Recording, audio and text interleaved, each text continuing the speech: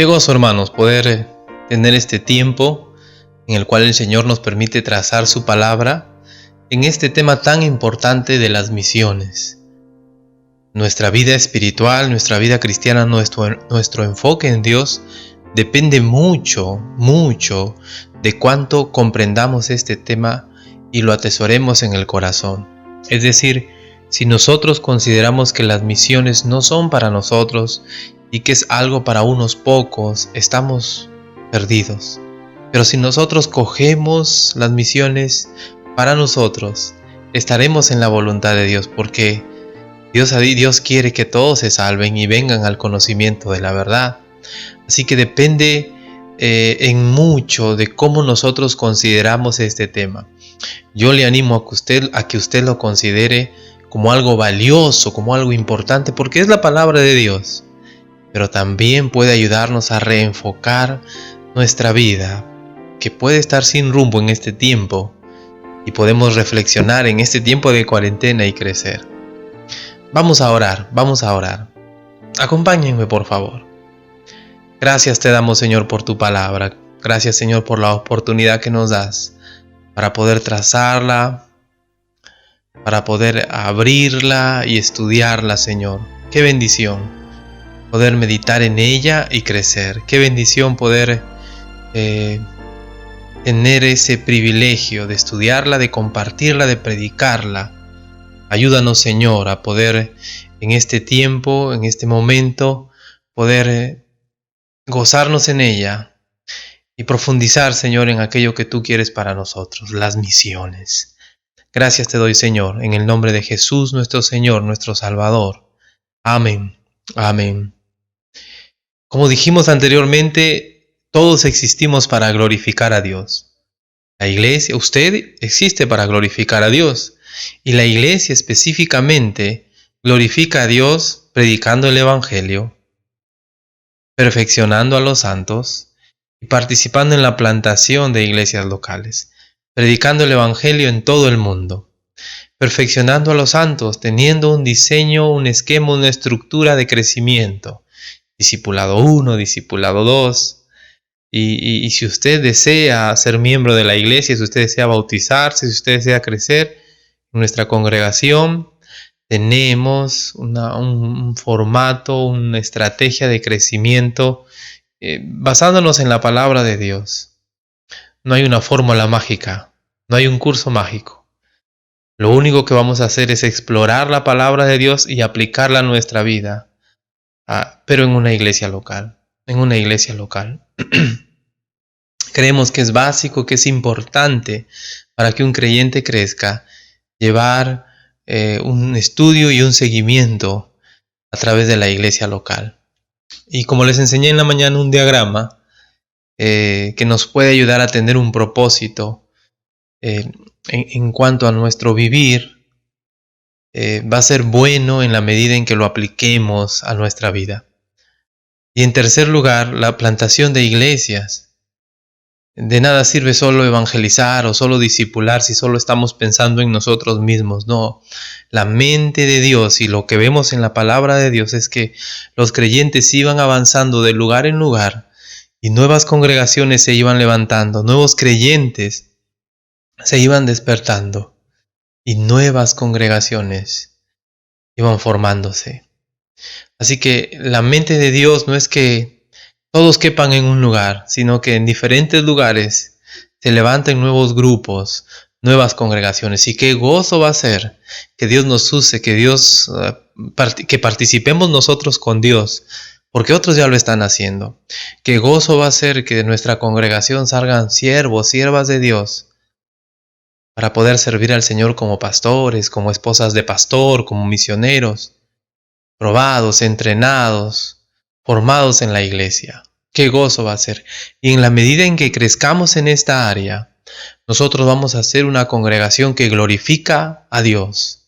Pero si nosotros dejamos de predicar el Evangelio, si nosotros dejamos de formar a los creyentes, si nosotros dejamos de participar con Dios en levantar otras congregaciones, entonces no estamos en la voluntad de Dios. No estamos en la voluntad de Dios. No importa cuán llamativos y pomposos sean nuestros programas, nuestras actividades, si no estamos haciendo estas tres actividades, predicar, perfeccionar y plantar iglesias, entonces estamos descuidando nuestro quehacer y no estamos glorificando a Dios.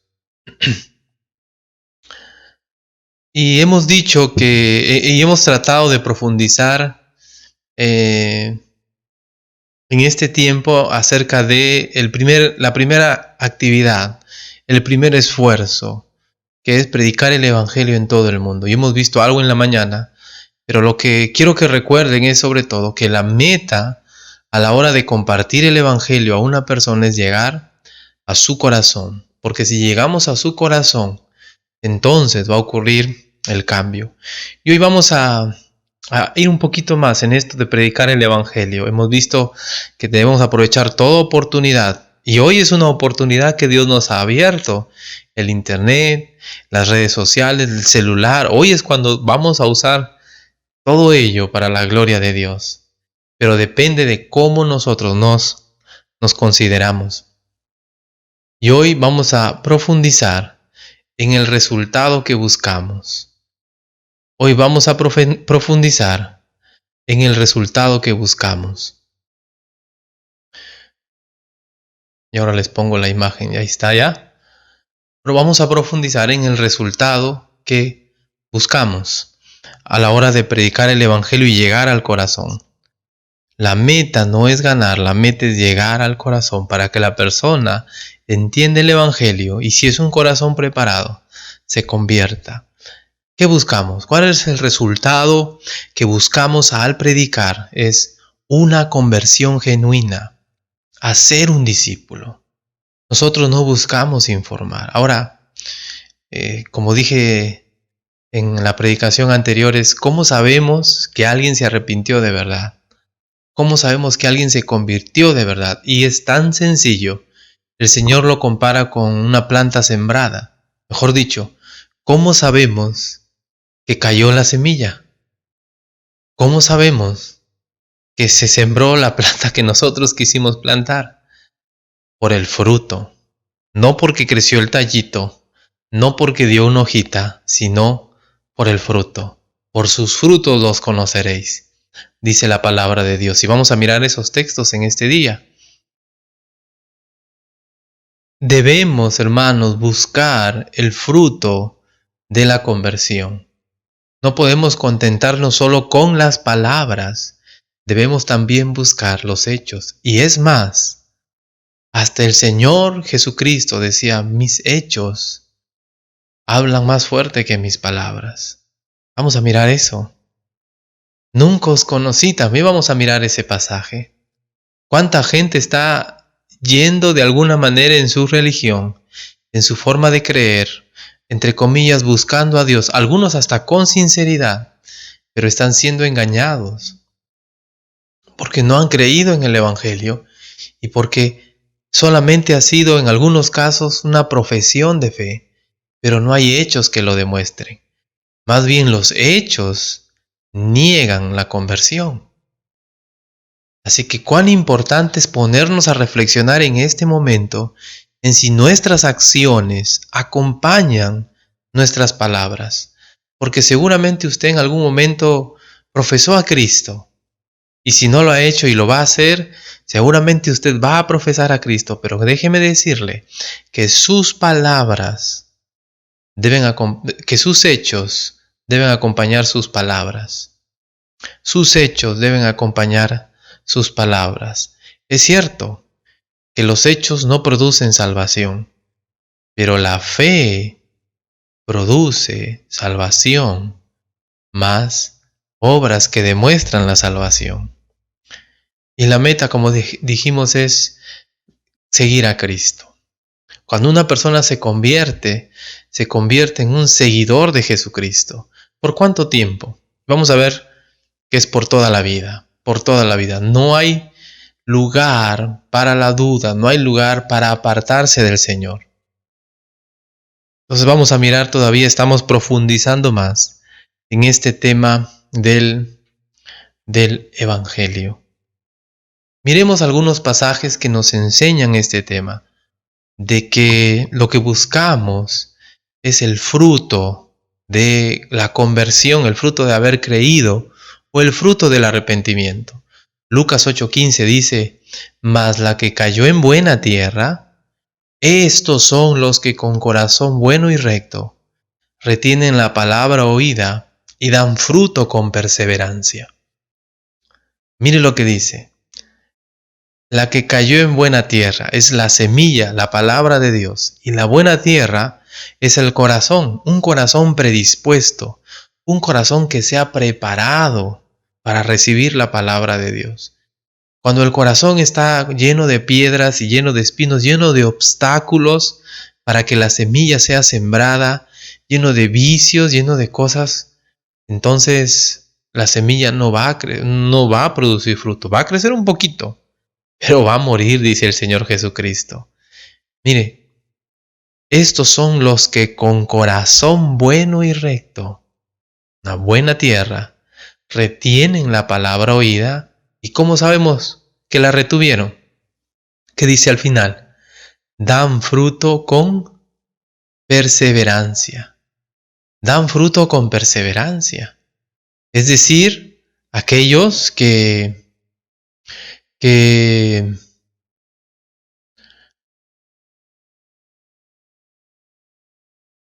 han creído en el Señor Jesucristo, aquellos que han puesto su confianza en Él,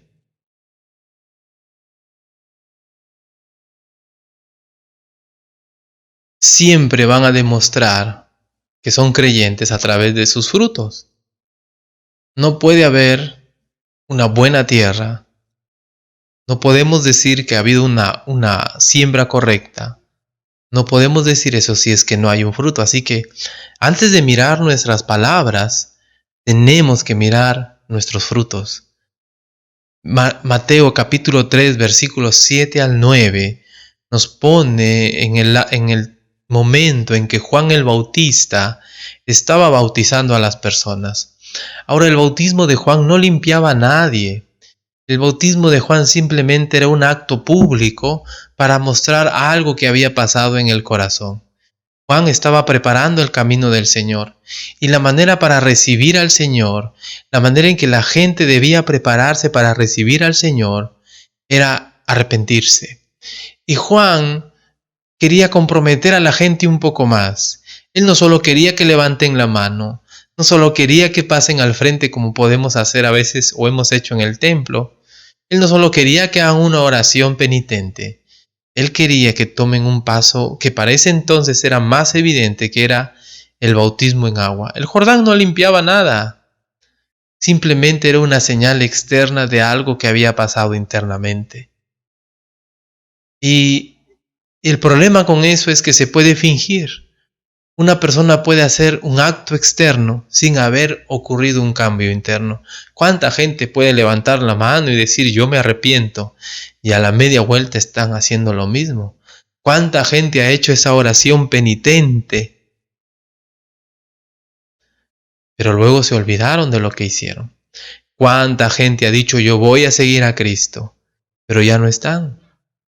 ¿Cuánta gente ha buscado a Dios solo porque quería que Dios le saque de sus problemas?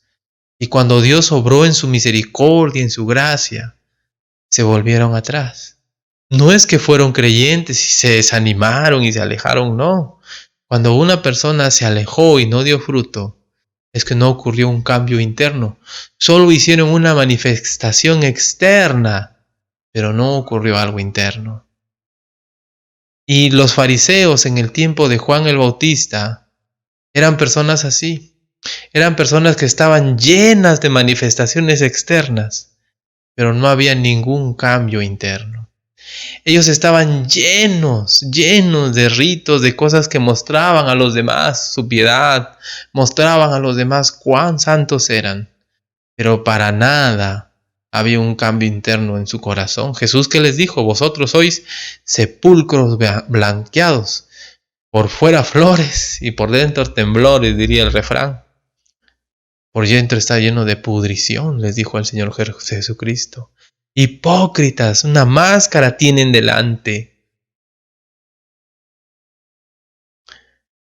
Cuando estas personas se acercaron a Juan, Juan sabía que estas personas lo único que querían hacer era hacer algo externo. No había aquí algo interno. Entonces él les dice así. Noten lo que dice Mateo capítulo 3, versículos 7 al 9. Al ver él que muchos de los fariseos y de los saduceos venían a su bautismo, les decía: generación de víboras, ¿quién os enseñó a huir de la ira venidera? Haced pues frutos dignos de arrepentimiento, y no penséis decir dentro de vosotros mismos: a Abraham tenemos por padre. Porque yo os digo que Dios puede levantar hijos a Abraham aún de estas piedras.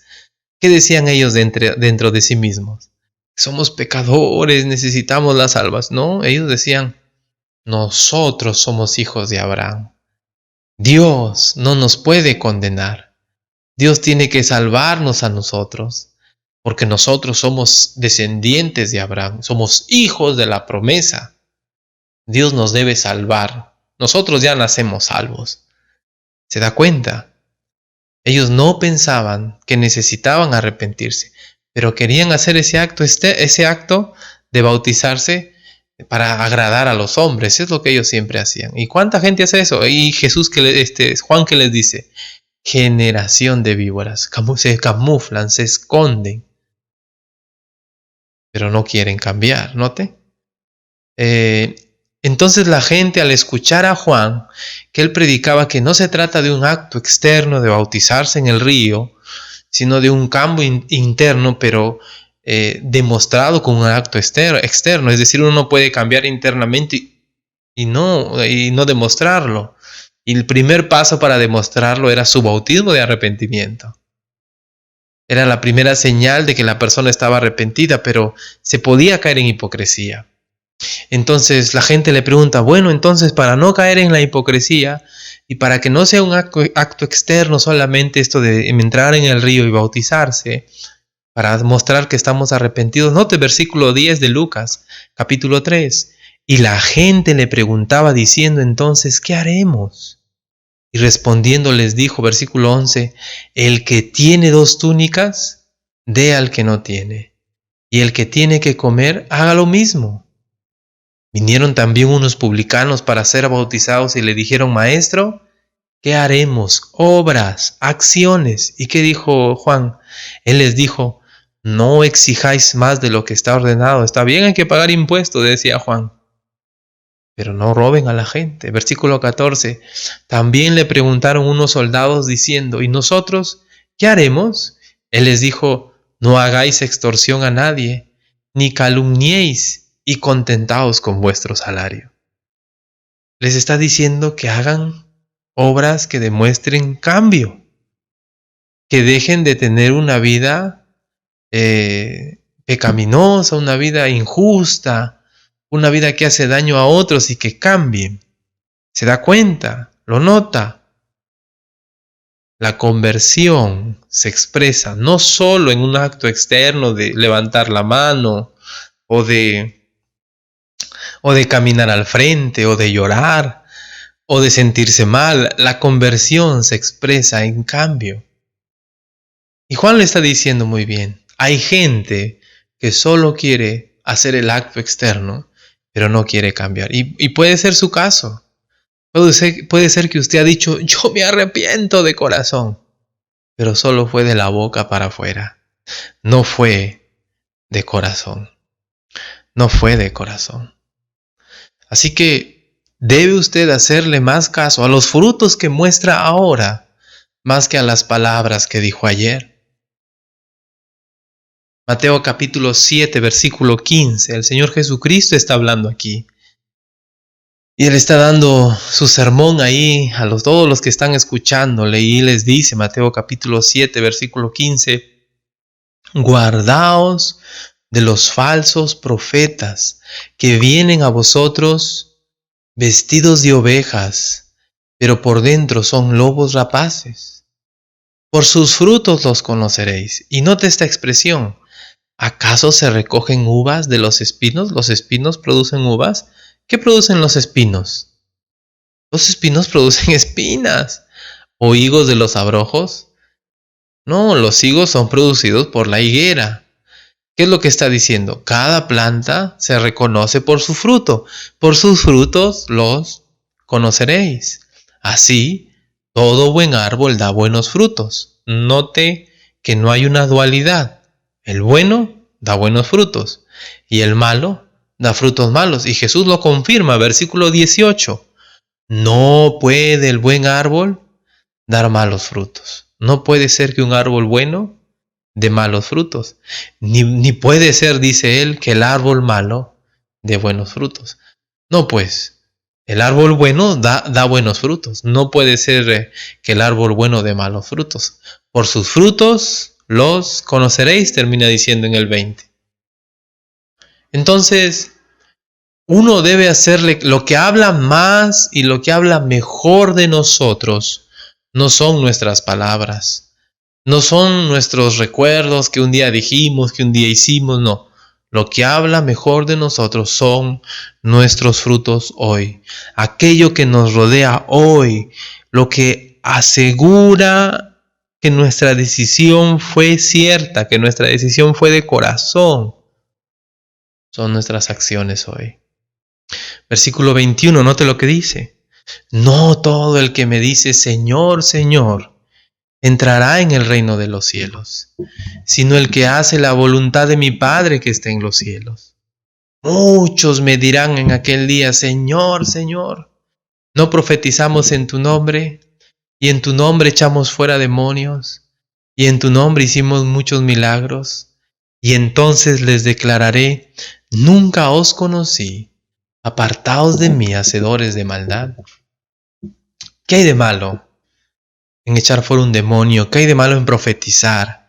¿Qué hay de malo en hacer milagros? Y note que son cosas extraordinarias. Yo no puedo hacer eso. Y en este tiempo creo que es difícil hacer eso. Pero note, esta gente dice, bueno, profetizar en tu nombre, que tú nos reveles y nosotros comunicar. Echar fuera un demonio. ¿Se imaginan eso? Eso es sobrenatural. Hacer milagros, cosas extraordinarias. No importa cuán extraordinaria es la obra que hacemos. Si no nos hemos arrepentido, no vale. Y él dice, muchos me dirán en aquel día, Señor, Señor, hicimos estas cosas extraordinarias, sobrenaturales, estas cosas portentosas, estas cosas pues llamativas, las hicimos en tu nombre. Señor, hicimos esto. No se trata de las cosas que estás haciendo. Nota lo que dice ahí, sino de que yo te conozca. Versículo 23. Y entonces les declararé, nunca os conocí. Apartaos de mí, hacedores de maldad. Versículo 21. No todo el que me dice Señor, Señor entrará en el reino de los cielos, sino el que hace la voluntad de mi Padre que está en los cielos. Las obras que Dios está buscando no son las obras extraordinarias. Él está buscando que obedezcamos su palabra. Así que si usted está valorando la palabra de Dios, la está obedeciendo, la está trazando, la está estudiando, la está aplicando a su vida, es un discípulo de Cristo. Pero si usted está preocupado por otras cosas y dejando de lado la palabra de Dios, usted no conoce al Señor. Usted todavía no se ha arrepentido. En la medida en que usted trata la palabra, es en la medida en que usted se arrepintió. Y vaya que hoy día hay personas que dicen que se han arrepentido, pero que nunca abren su Biblia, que nunca la leen, que nunca la meditan, que nunca reflexionan en ella. Solo se sienten bien, se sienten alegres, se sienten gozosos y dicen que están bien espiritualmente, pero no tienen ninguna conexión con el Señor. ¿Y cuánta gente hoy en día hace eso? Está enfocado en hacer cosas grandiosas, pero no en obedecer, ni siquiera en conocer la palabra de Dios. Y el Señor les va a decir, bueno, tú no valoras mi palabra, yo no te conozco. ¿Se da cuenta? Tú no valoras mi palabra, yo no te conozco. El fruto de alguien que se arrepiente es el trato que le da a la palabra. El fruto de alguien que se ha convertido de verdad es cuánto valora la palabra de Dios. Miren otros pasajes, Lucas capítulo 15, versículos 7 al 10. El Señor Jesucristo estaba comiendo con publicanos, con pecadores, y un grupo de personas, de fariseos, de los líderes ahí religiosos que eran hipócritas, que se consideraban perfectos, santos, les dice ¿por qué este Señor come con estos pecadores, con estos publicanos? Si es el Hijo de Dios, ¿por qué hace eso? ¿Por qué hace eso el Señor? Y el Señor Jesucristo les relata 3 parábolas para expresar el gozo que hay por un pecador que se arrepiente en el cielo. Nosotros no entendemos eso. Jesús dijo, son palabras, es un gozo inexplicable. Y Él buscó 3 formas de comparar ese gozo. Cuando un hombre pierde una oveja, cuando una mujer pierde una moneda y cuando un papá pierde su hijo. Un gozo que no se puede entender. Él dice cuando en el versículo 7, así os digo que así habrá más gozo en el cielo por un pecador que se arrepiente que por 99 justos que no necesitan de arrepentimiento. El hombre perdió su oveja en el desierto y va y la busca y la encuentra con gozo. Y él dice, así hay más gozo en el cielo por un pecador que se arrepiente. Así hay más gozo en el cielo por un pecador que se arrepiente. No es que lo dice, sino que con sus obras demuestra que se arrepintió. Versículo 10, hablando de la mujer que perdió su dracma, dice, así os digo que hay gozo delante de los ángeles de Dios por un pecador que se arrepiente. El hombre puso su oveja en los hombros, lo compartió. Miren, he encontrado mi oveja que se había perdido, gócense conmigo. Miren, he encontrado mi moneda que se había perdido, gócense conmigo. Y el papá le dice a su hijo, tu hermano muerto era y ha revivido, perdido era y lo he hallado. Era necesario gozarnos, dice el papá, por ello. El hijo no lo entendía. El gozo tan grande que hay en el cielo por un pecador que se arrepiente. Y por eso es que hay tristeza cuando un pecador no se arrepiente. Y por la hipocresía. Y yo no sé, yo creo que hay ira, yo creo que hay cólera en el cielo, ¿no? Yo creo que Dios no está ni triste ni contento con el hipócrita. Dios debe estar airado con aquella persona que finge que es algo, pero no lo es. Pero cuánta gente hay engañada, ¿no? Escuche la palabra, no le crea a sus palabras, créale a sus acciones. Sus acciones dicen más de quién es que lo que sus palabras dicen. Usted un día puede haber profesado a Cristo, yo me arrepiento de mis pecados. Pero si usted no está viviendo como Dios quiere, no está valorando la palabra de Dios, usted no sigue a Cristo. No se engañe. Arrepiéntase. Hay gozo en el cielo si es que usted lo hace de verdad. Juan 10, versículo 25 al 29, note lo que dice. Juan 10, 25 al 29 dice, Jesús les respondió, y escuchen por favor estas palabras, el Señor Jesucristo está hablando con gente que no cree en Él. Gente que no cree en Él. Jesús les respondió, os lo he dicho y no creéis. Las obras que yo hago en nombre de mi Padre, ellas dan testimonio de mí. ¿Se da cuenta lo que dice el Señor? No le hagan caso a mis palabras. Aunque no le hagan caso a mis palabras, mis obras hablan. Notan lo que dice. Versículo 25. Jesús les respondió, os lo he dicho y no creéis. Las obras que yo hago en nombre de mi Padre, ellas dan testimonio de mí. Ya mis palabras no me las creen, pero mis obras no las pueden negar. Ellas dan testimonio de lo que soy. Versículo 26. Pero vosotros no creéis. Aunque ven las obras, no creen. Ahora, no creen, y el Señor Jesucristo dice, porque no sois de mis ovejas como os he dicho. Ustedes no creen porque no son de mis ovejas. Una oveja es aquella que cree. Una oveja es aquella que cree. Uno que no es oveja, no cree. ¿Por cuánto tiempo uno es oveja? El Señor Jesús dice, versículo 28, yo les doy vida eterna, no perecerán jamás, ni nadie las arrebatará de mi mano. Una oveja no puede descarriarse. Una oveja no puede perderse, porque Él dice, ni nadie las arrebatará de mi mano. Si una persona se va, se aleja de los caminos del Señor, es probable que no fue oveja, que sintió, que fue movido, pero que la palabra fue ahogada por sus pasiones, por sus afanes, por este mundo, pero no se arrepintió de verdad. Porque una vez que uno es oveja por toda la eternidad. Nadie las arrebatará de mi mano. Mi Padre que me las dio es mayor que todos, y nadie las puede arrebatar de la mano de mi Padre. Una oveja es oveja por toda la eternidad. Así que cuando el Señor Jesús dice que los vio como ovejas desamparadas y sin pastor, no eran las mismas ovejas, se refería a Israel, a la gente ahí que estaba, bueno, en todo caso, a incrédulos que estaban ahí en esa ciudad, en ese momento. Y Él le dice a sus discípulos, miren, ya están los campos blancos para la siega. Rogad al Señor de la mies que envíe obreros a su mies. Pero no se refería a los creyentes. Los creyentes no son ovejas descarriadas. Hay una canción que dice, eran 100 ovejas, ¿no? Pero eso no tiene nada que ver con la salvación,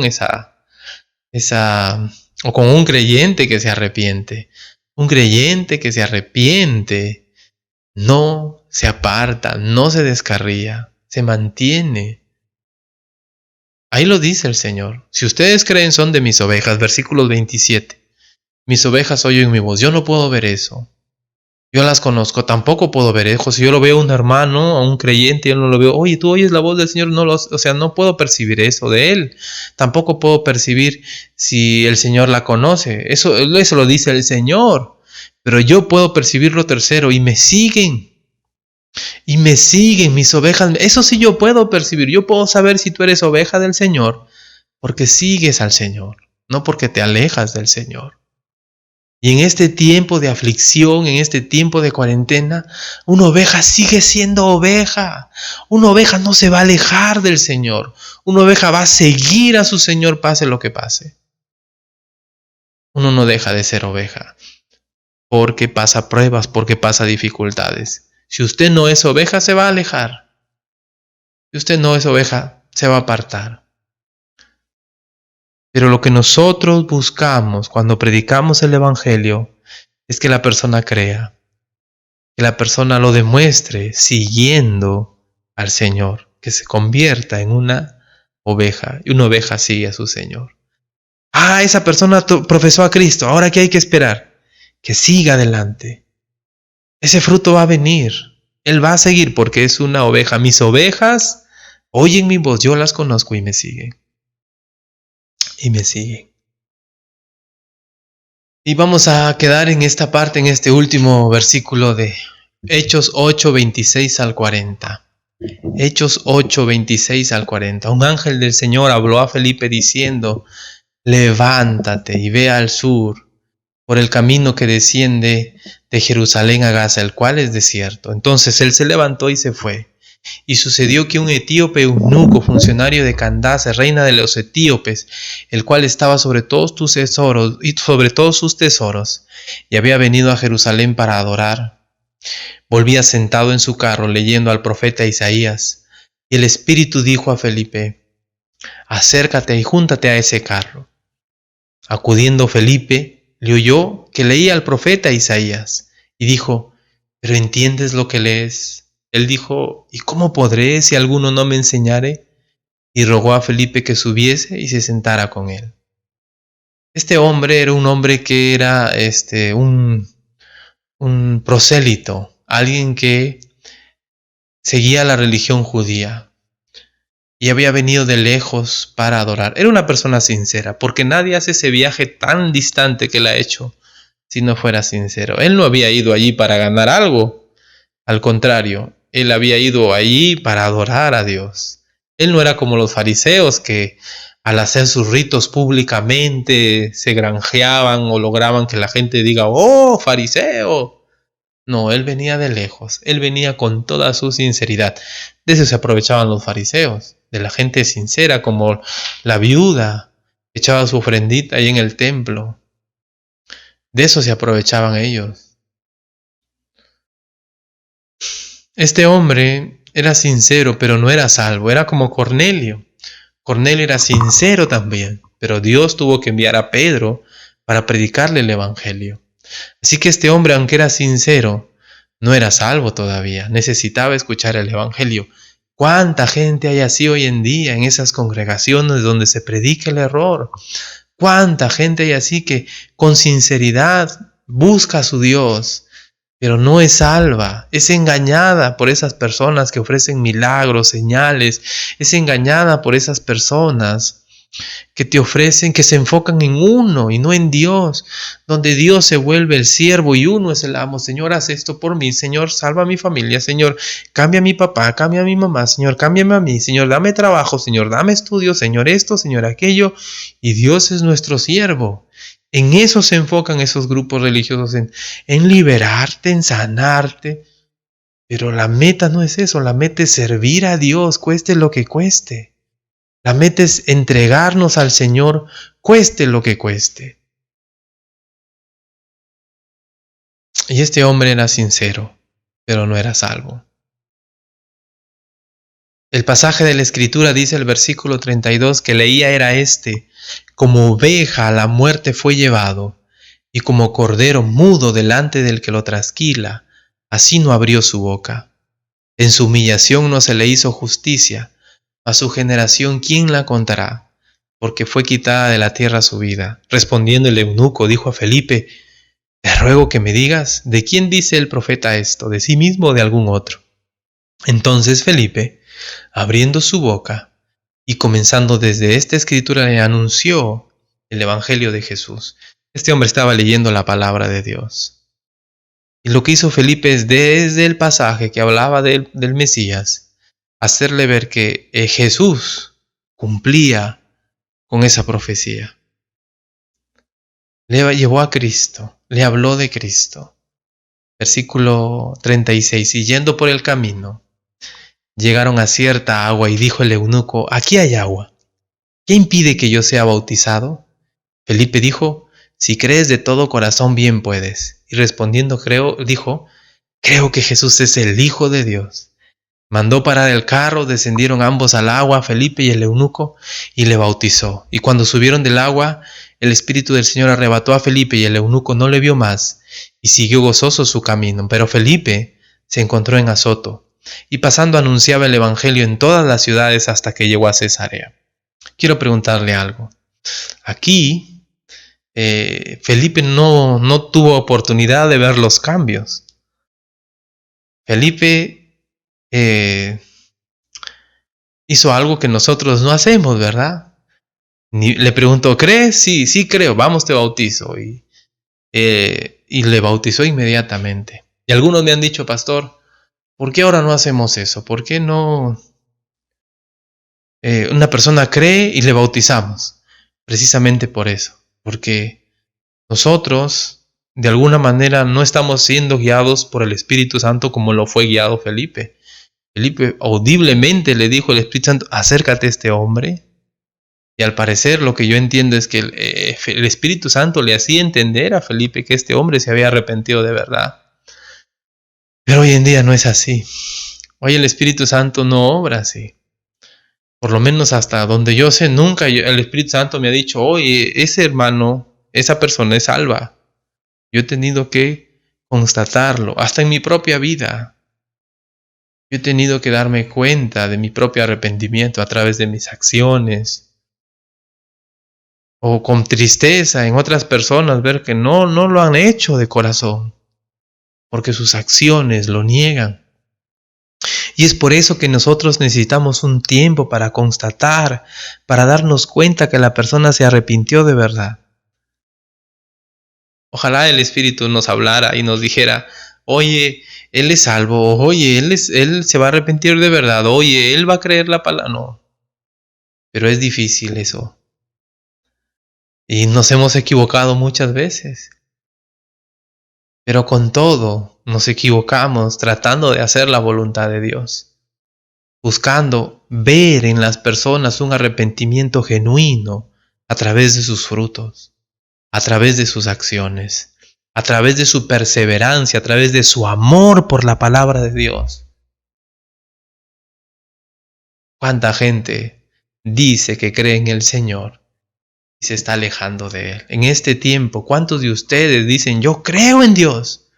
Pero no están abriendo su Biblia, no están orando, no están buscándole. ¿Cuántos de ustedes dicen, yo soy seguidor de Cristo? Pero más paran en las cosas de este mundo que buscando a Dios. Eso no es ser seguidor de Cristo, eso es ser hipócrita, porque dices una cosa, pero haces otra. Yo quiero motivarle, hacerle ver la necesidad de predicar un evangelio que llegue al corazón y que busque frutos de arrepentimiento. No se trata de llenar una iglesia. ¡Wow! 300 convertidos, 200 convertidos. No, se trata de ver que esos convertidos lo hicieron de verdad. Por eso es que tomamos un tiempo y esperamos antes de bautizar, porque queremos asegurarnos que la persona ha tomado su decisión. Si usted se ha arrepentido de verdad y quiere bautizarse, yo le animo a tomar el discipulado para bautizarse. Y en el discipulado usted va a ver cómo un hermano le va a guiar, le va a ayudar a comprender qué es la salvación, qué es el bautismo, qué es el arrepentimiento. Y usted cuando se bautice va a estar más seguro de lo que cree.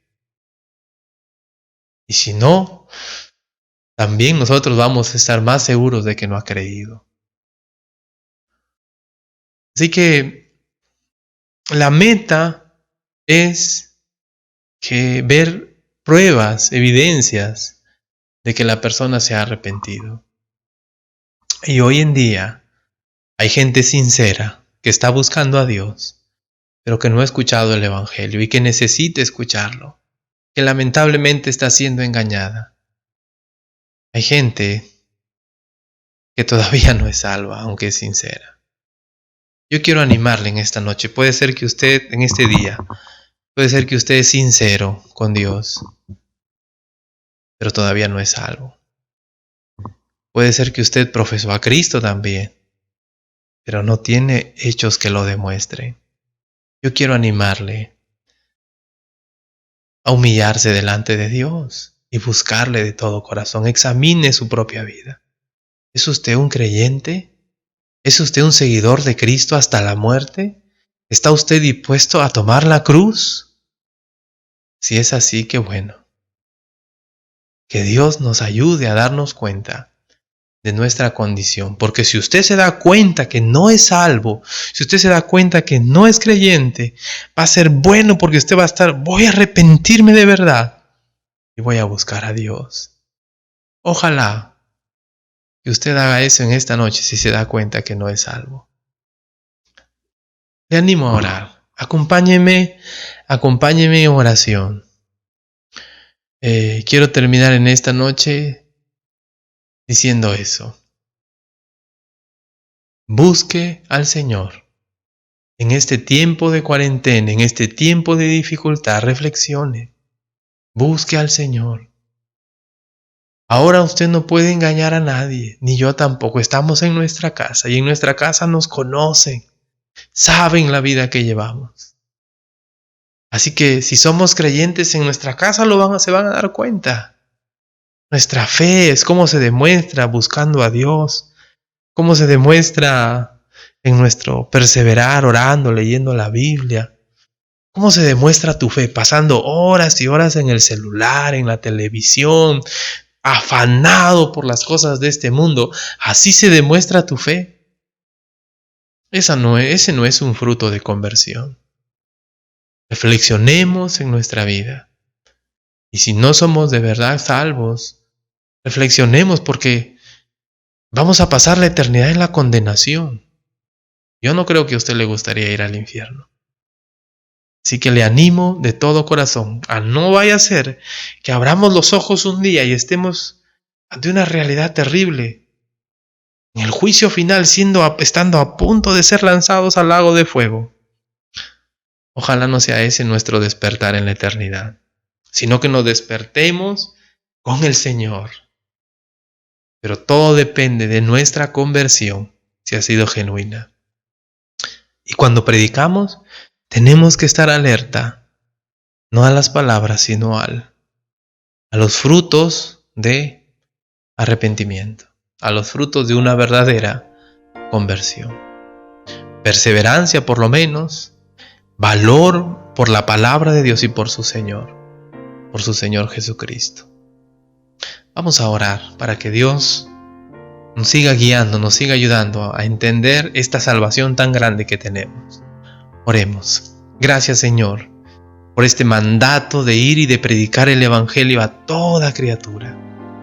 Padre, pero nos podemos confundir, nos podemos engañar, podemos caer en el juego de solo ser cristianos de palabra y no ser cristianos de hecho y verdad, como dice tu palabra. Podemos ser oidores olvidadizos y no hacedores de tu palabra. Y podemos caer en hipocresía. Señor, necesitamos reflexionar en nuestro corazón y meditar en nuestros caminos. ¿Somos creyentes de verdad? Tenemos que meditar, porque no vaya a ser que nuestra realidad es el fuego de eterna condenación. Padre, si hay alguien que no te conoce en este tiempo, alguien que esté escuchando este mensaje, yo te suplico que le hagas meditar, que le hagas reflexionar en su condición, que sin ti, sin tu Hijo, sin Cristo, va a ir a la eternidad, va a ir al fuego eterno y necesita arrepentirse de todo corazón y convertirse en un seguidor a Cristo. Señor, ten misericordia de cada uno de nosotros y de las personas que no te conocen, Padre. Gracias, Señor, por este tiempo de prueba. Gracias, Señor, por este tiempo de dificultad. Yo estoy seguro que esto va a hacer que muchos te busquen, Señor. Que tu iglesia despierte, que tu iglesia reaccione, Padre. Gracias, Señor, por este tiempo. En el nombre de Jesús, nuestro Salvador. Amén. Amén. Qué desafío de la palabra de Dios para nuestras vidas. Qué peso pone sobre nuestras conciencias y sobre nuestros hombros. Y qué gozo a aquellos que ya se han arrepentido, aquellos que ya se han convertido. Qué gozo. Porque nos da una seguridad genuina, porque está basada en frutos palpables, visibles de nuestra profesión, de lo que hemos dicho. Qué bendición, pero qué terrible le espera, qué cosas terribles le esperan a aquellos que fingen, que no se han convertido de verdad. Vamos en este tiempo reflexionando en ello. Que Dios les bendiga.